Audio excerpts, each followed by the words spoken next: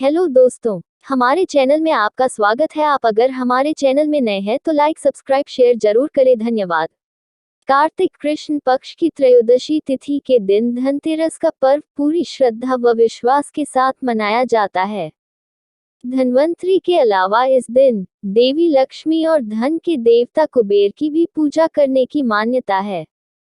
इस दिन को मनाने के पीछे धन्वंतरी के जन्म लेने की कथा के अलावा इसके बारे में एक दूसरी कहानी भी प्रचलित है। कहा जाता है कि एक समय भगवान विष्णु मृत्युलोक में विचरण करने के लिए आ रहे थे, तब लक्ष्मी जी ने भी उनसे साथ चलने का आग्रह किया।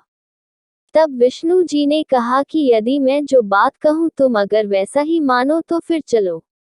तब लक्ष्मी जी उनकी बात मान गईं और भगवान विष्णु के साथ भूमंडल पर आ गईं। कुछ देर बाद एक जगह पर पहुंचकर भगवान विष्णु ने लक्ष्मी जी से कहा कि जब तक मैं न आऊं तुम यहाँ ठहरो। मैं दक्षिण दिशा की ओर जा रहा हूँ, तुम उधर मत आना। विष्णु जी के जाने पर लक्ष्मी के मन में कौतूहल जागा कि आखिर दक्षिण दिशा में ऐसा क्या रहस्य है जो मुझे मना किया गया है, और भगवान स्वयं चले गए। लक्ष्मी जी से रहा न गया और जैसे ही भगवान आगे बढ़े लक्ष्मी भी पीछे पीछे चल पड़ी। कुछ ही आगे जाने पर उन्हें सरसों का एक खेत दिखाई दिया जिसमें खूब फूल लगे थे। सरसों की शोभा देखकर वह मंत्रमुग्ध हो गईं और फूल तोड़कर अपना श्रृंगार करने के बाद आगे बढ़ी। आगे जाने पर एक गन्ने के खेत से लक्ष्मी जी गन्ने तोड़कर रस चूसने लगी। उसी क्षण विष्णु जी आए और यह देख लक्ष्मी जी पर नाराज होकर उन्हें शाप दे दिया कि मैंने तुम्हें इधर आने को मना किया था, पर तुम न मानी और किसान की चोरी का अपराध कर बैठी।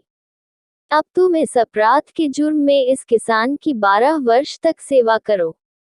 ऐसा कहकर भगवान उन्हें छोड़कर क्षीरसागर चले गए। तब लक्ष्मी जी उस गरीब किसान के घर रहने लगी। एक दिन लक्ष्मी जी ने उस किसान की पत्नी से कहा कि तुम स्नान कर पहले मेरी बनाई गई इस देवी लक्ष्मी का पूजन करो, फिर रसोई बनाना, तब तुम जो मांगोगी मिलेगा। किसान की पत्नी ने ऐसा ही किया।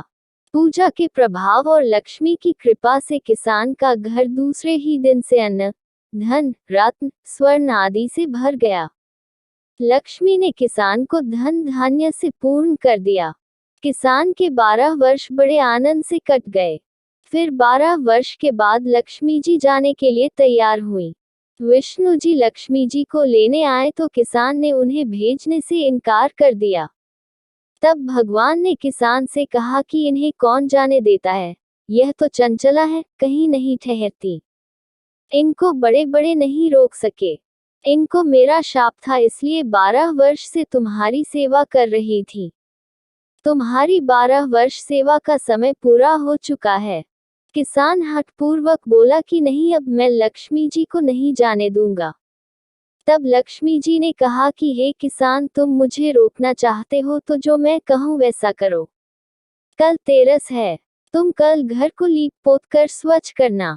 रात्रि में घी का दीपक जलाकर रखना और सायंकाल मेरा पूजन करना और एक तांबे के कलश में रुपए भरकर मेरे लिए रखना। मैं उस कलश में निवास करूंगी, किंतु पूजा के समय मैं तुम्हें दिखाई नहीं दूंगी।